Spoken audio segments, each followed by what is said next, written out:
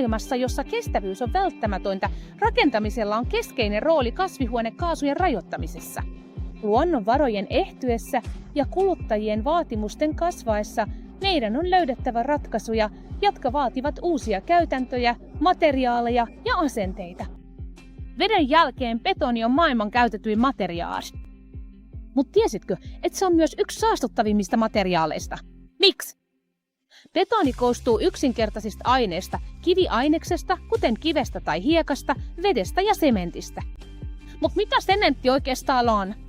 Sementti on keinotekoinen materiaali, jonka päätehtävä on toimia sidosaineina rakentamisessa. Se on siis rakentamisen superliimaa. Betonin pääaineosana se vastaa lähes 8% maailman hiilidioksidipäästöistä. Sen tuotanto vaatii valtavasti energiaa ja raaka-aineita.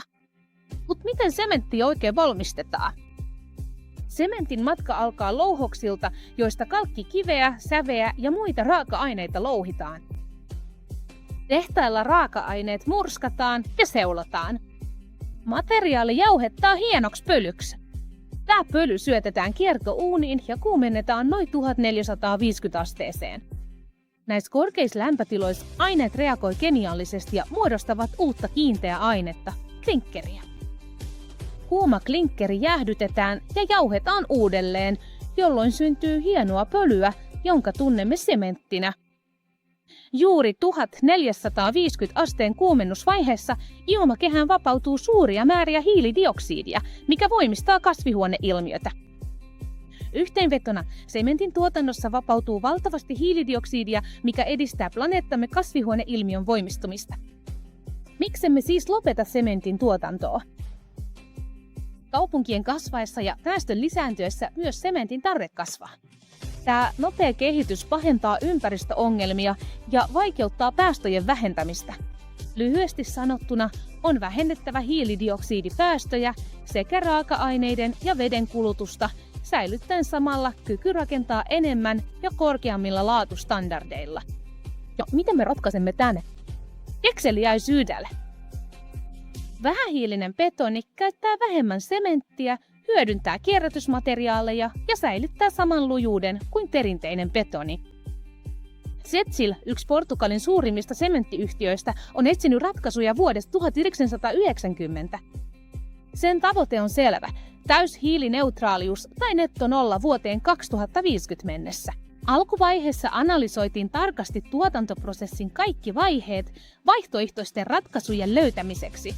Keskeiset parannuskohteet on tunnistettu.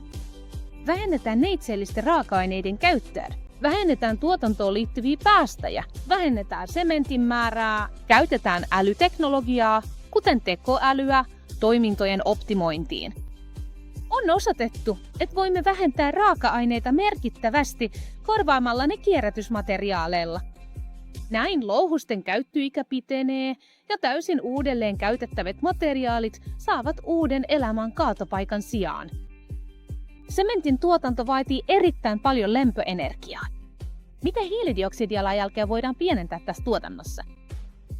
Uusiutuvan energian, kuten tuulivoiman, lisäksi SEKIL tukee hiilidioksidin hyvityshankkeita metsityksessä ja aurinkolämmityksessä edistäen paikallisyhteisöjen kestävää kehitystä. Lisäämällä lentotuhkaa, silikaa tai notkistimia voidaan vähentää sementin määrää suorituskyvyn kärsimättä. Vähemmän sementtiä ei tarkoita heikompaa kestävyyttä. Tekoälyn käyttö on optimoinut tuotantoa, vähentänyt virheitä ja hukkaa sekä auttanut toimitusten suunnittelussa välttäen turhia ajoja. Ensimmäinen Vertikset Zero-betonitoimitus tehtiin 13. syyskuuta 2023 Quinta da Marinassa Kaskaisissa. Vihreä betoni on totta ja se toimii. Se on yksi avaimista kestävämpään rakentamiseen. 100 vuotta sitten meillä oli New Deal. Nyt meillä on yhtä merkittävä Green Deal. Tavoite on selvä: vähentää päästöjä 50% vuoteen 2030 mennessä. Lopullinen tavoite on hiilineutraalius vuoteen 2050 mennessä. Muutos on jo alkanut. Ootko valmis rakentamaan kestävästi?